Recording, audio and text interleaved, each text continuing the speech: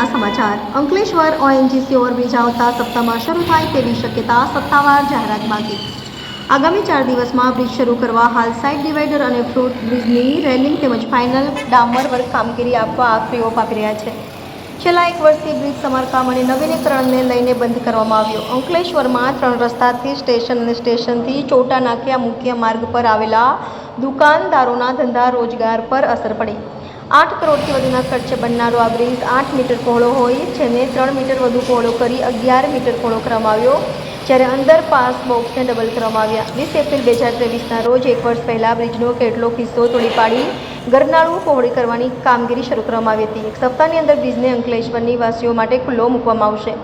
NN news Ankleshwar. દર્શક મિત્રો, તમારી આસપાસ બની રહેલી અવનવી ઘટનાઓ વિશે જાણવા માટે NN ન્યૂઝને લાઇક કરો, શેર કરો, સબસ્ક્રાઇબ કરો અને બેલ આઇકન પ્રેસ કરો, જેથી આપને નોટિફિકેશન્સ મળતી રહે।